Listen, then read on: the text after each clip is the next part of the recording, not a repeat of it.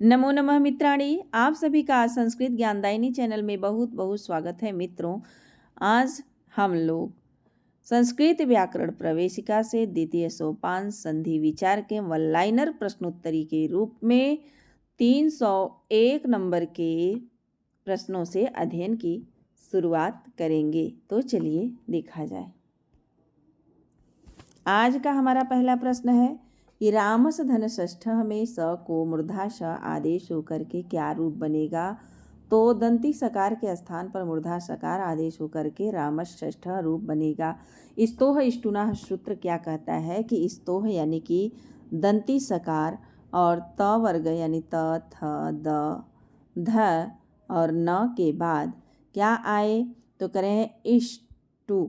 इष्टु का मतलब मूर्धा स आए और ट का मतलब ट ठ ड ढ और अड़ आए तो क्रमशः क्या आदेश हो जाता है। दंती सकार के स्थान पर मूर्धा सकार और त वर्ग के स्थान पर ट वर्ग आदेश हो जाता है।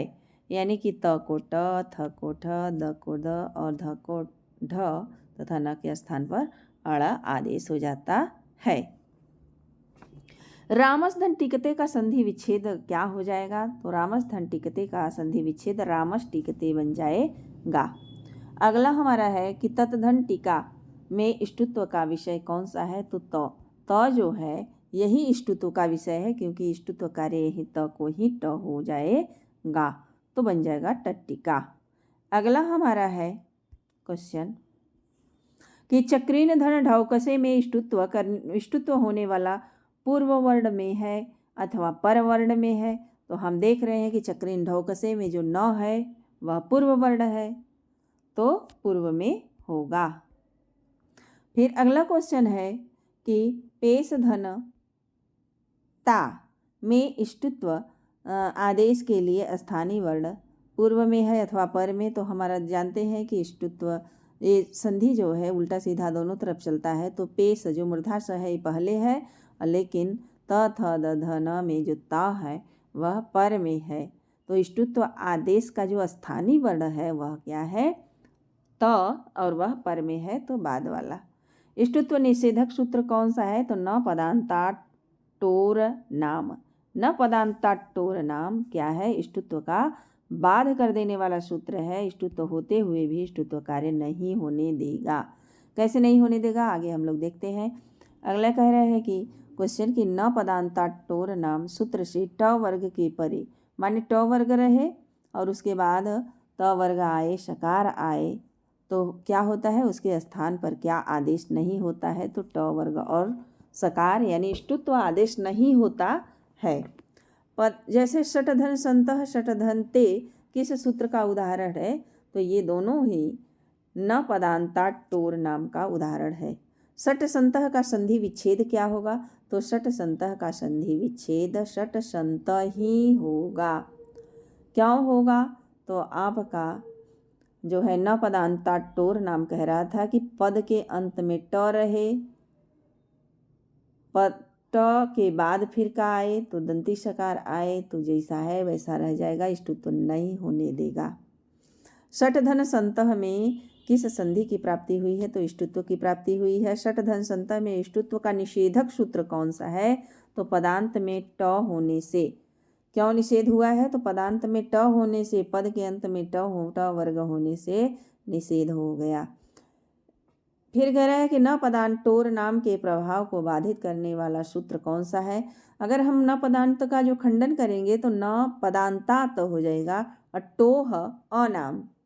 तो अनाम, तो यहीं पर एक वार्तिक बन गया कि अनाम नवति नगरी नाम मिति वाच्यम वार्तिक क्या करता है।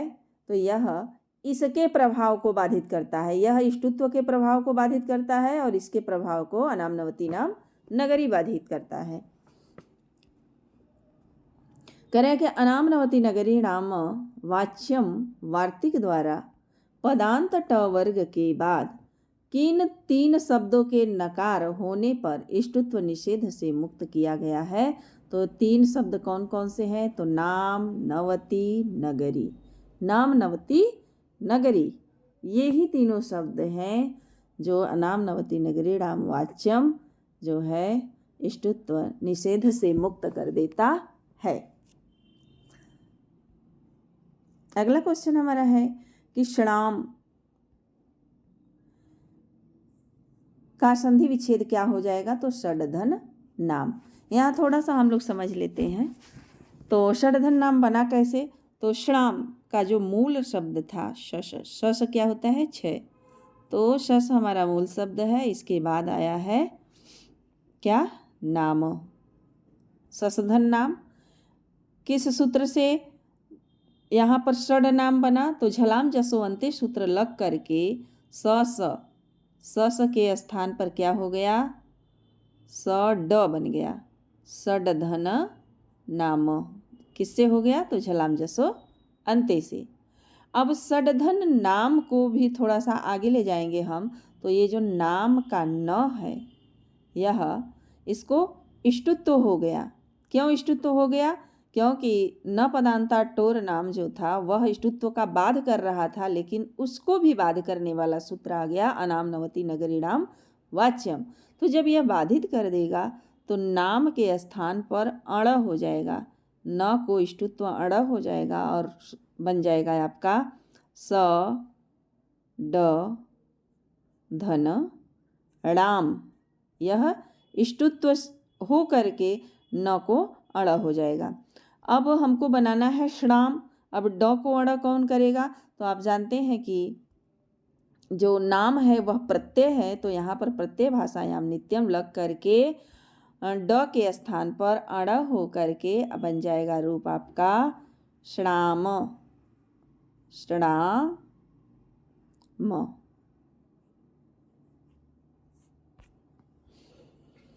इस तरह आपका रूप तैयार होगा।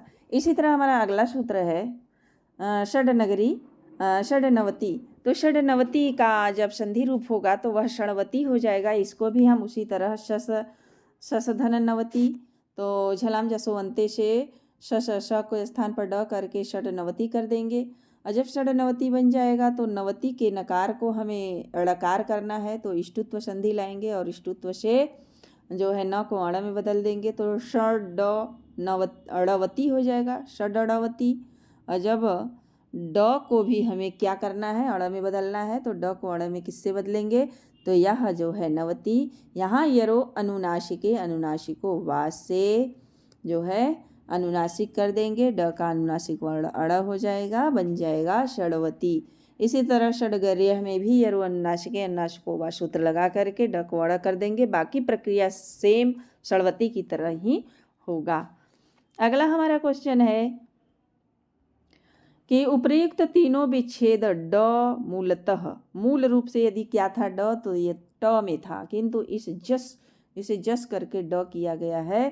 तो सस जस करने वाला सूत्र कौन सा है, तो झलाम जसोवंते सूत्र है। इसी तरह नाम नवति नगरीणाम वाच्यम किस सूत्र का क्षेत्र विस्तार करता है, तो यह इष्टुत्व के क्षेत्र को बढ़ाता है, क्योंकि न पदांता टोर नाम क्या करता था, निषेध करके घटाने वाला काम करता था, लेकिन अनाम नवति नगरी नाम वाच्यम क्या किया, इष्टुत्व को बढ़ाने का काम कर दिया।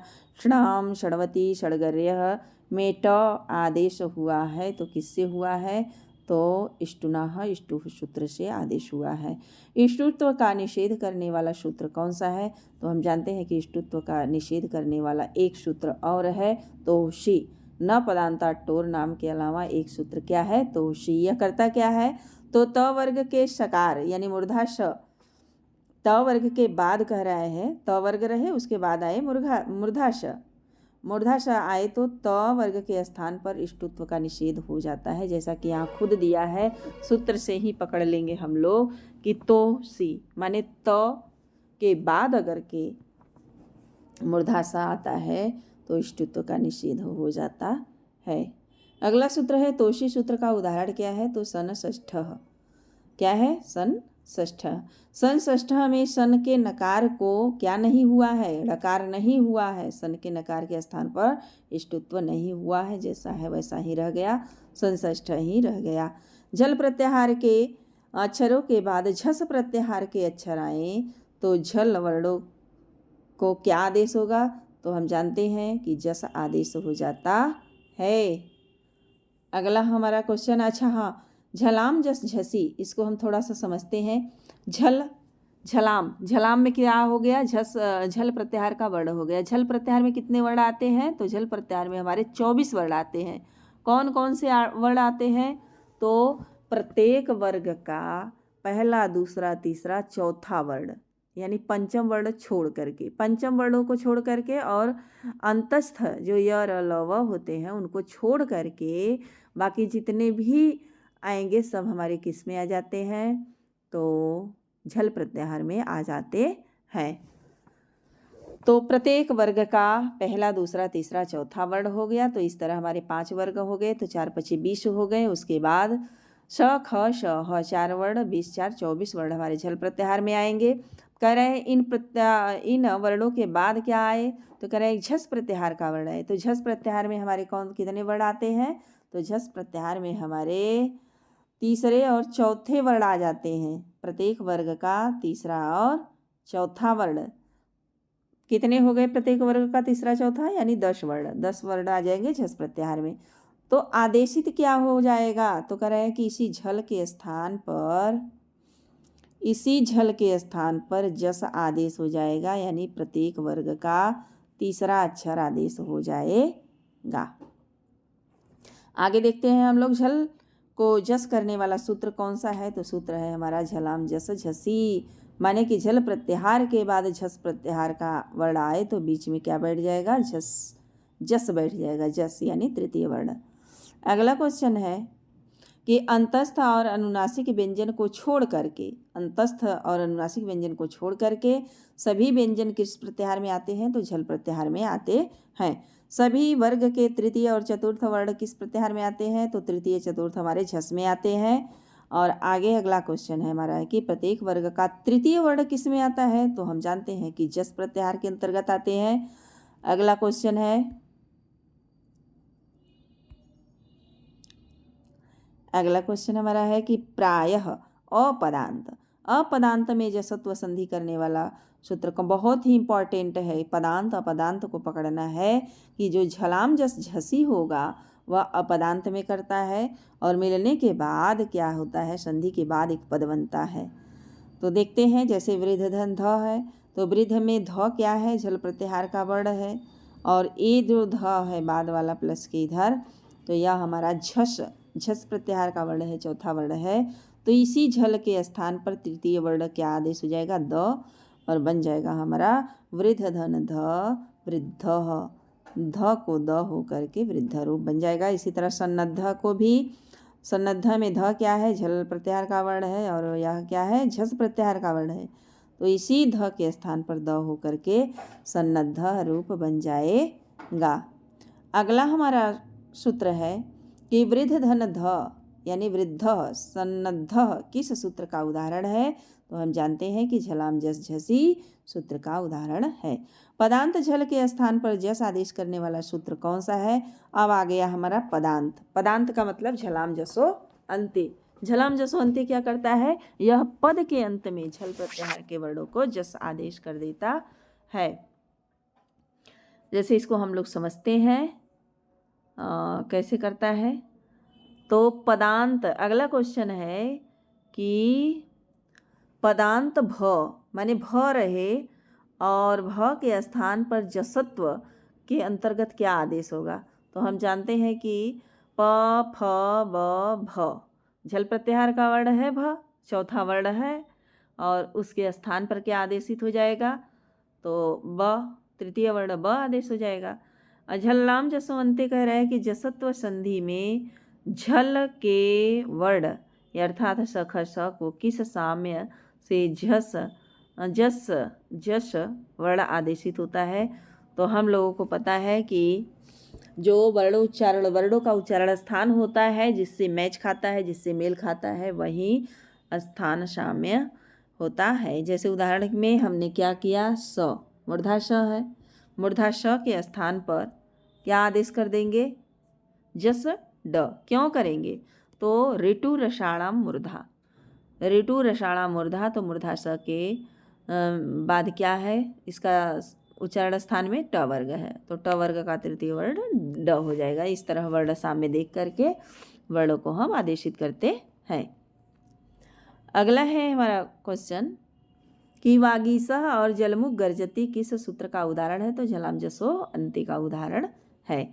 वाकधन ईसह में पदांत झल को क्या आदेश हुआ है, तो जस आदेश हुआ है। वाक क क्या है, ये झल प्रत्याहार का वर्ण है, और ईसह क्या है, झल प्रत्याहार वर्ण के बाद आने वाला स्वर है। तो स्वर भी आ सकता है, व्यंजन भी आ सकता है, लेकिन खर प्रत्याहार के व्यंजनों को छोड़ करके तो हो जाएगा वाकधन ईसह वागीसह, जस तो आदेश हो जाएगा, बन जाएगा वागीसह। अगला क्वेश्चन है कि वाकधन ईसह, वाकधन ईसह का संधि रूप क्या होगा, तो वागीसह हो जाएगा। वागीसह का अर्थ क्या होता है, तो वाणी के स्वामी। जलमुख गर्जती का क्या हो जाएगा, तो जलमुख क गर्जती, क को ग हो जाएगा तो बन जाएगा जलमुख गर्जती। अगला हमारा सूत्र है विकल्प से अनुनासिक करने वाला सूत्र कौन है, याद रखिए यरो अनुनासिके अनुनासिको वा सूत्र जो होता है वह विकल्प से अनुनासिक करता है।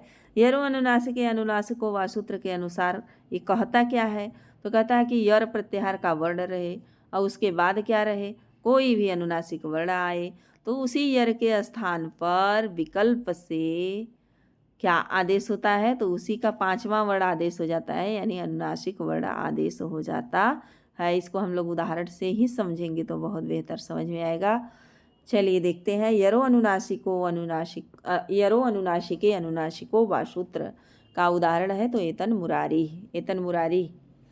अब एतन मुरारी का संधि विच्छेद क्या होगा, तो एतद धन मुरारी। अब यहाँ समझते हैं, एतद में जो द है यह क्या है, यर प्रत्याहार का वर्ण है, और यर प्रत्याहार के वर्ण के बाद क्या आया है, जो म है यह अनुनासिक वर्ण है। तो यह कहता है कि यर प्रत्याहार के बाद यदि अनुनासिक वर्ण आए तो यर प्रत्याहार भी अनुनासिक वर्ण में ही बदल जाता है। तो यर में क्या है, ये द है, तो द का अनुनासिक वर्ण क्या हो जाएगा, तो त थ द ध न, तो न हो करके यहाँ क्या बन गया आपका एतन मुरारी। इसी तरह षटधन माशा का क्या हो जाएगा, तो षणमाशा हो जाएगा, षणमाशा। ट क्या है, टठ ढ अड़ पंचम वर्ण हो जाएगा। इसी तरह षटधन नगर्य का क्या हो जाएगा, तो षड़गर्य, षड़गर्य, क्योंकि ट जो है बाद में अनुनासिक वर्ण न परे होने पर ट को भी अण हो जाएगा, टठ ढ अड़ तो हो जाएगा षड़गर्य। फिर करें वैकल्पिक विधान करने वाला यरो अनुनासिको अनुनासिको वा सूत्र प्रवृत्ति यदि न होगा तो एतद मुरारी का क्या रूप बनेगा, तो एतद मुरारी ही रह जाएगा। एतत मुरारी का एतद मुरारी ही होगा। अगला है कि नित्य अनुनासिक करने वाला वार्तिक क्या है, तो यह प्रत्यय भाषायाम नित्यम जो है यह नित्य अनुनासिक करता है, लेकिन यरु अनुनासिके अनुनासिको वा वह वैकल्पिक रूप से अनुनासिक करता है। कह रहे हैं अगला क्वेश्चन कि वैकल्पिक विधान करने वाला यरु अनुनासिको अनुनासिको वा से नित्य अनुनासिक करने वाला वार्तिक प्रत्यय भाषायाम नित्यम किस निमित्त से भिन्न है, किस निमित्त माने किस कारण से भिन्न है, तो इसको भिन्न किया गया है कि यर के बाद वाला पद कोई प्रत्यय हो, जैसा कि इसके नाम से ही पता चल जाता है कि प्रत्यय भाषायाम नित्यम, अर्थात कोई प्रत्यय होना चाहिए। अगला है प्रत्यय भाषायाम नित्यम वार्तिक का उदाहरण क्या है, तो तन्मात्रम और चिन्मयम। तद धन मात्रम में तद के द को न हो करके क्या बन गया, तन्मात्रम, और एक रूप बनेगा। क्यों, क्योंकि मात्रम में मात्रच प्रत्यय है और इसी प्रत्यय के जो है प्रत्यय का अनुनासिक वर्ण म है, ये प्रत्यय का अनुनासिक वर्ण म है, तो द भी क्या बदल जाएगा, पंचम वर्ण में अपने बदल जाएगा, तो तथा दध न हो जाएगा, लेकिन एक रूप मात्र बनाएगा तन मात्रम। इसी तरह चिन्मयम भी बन जाएगा आपका, चिन्मयम में मयट प्रत्यय है और चिद धनमयम बराबर क्या हो जाएगा, चिन्मयम। और अगला हमारा है कि वाक धनमयम, तो मयट प्रत्यय है इसमें भी, तो हमारा हो जाएगा वा कख गघ अंग, तो वांगमयम, क्या हो जाएगा, वांगमयम।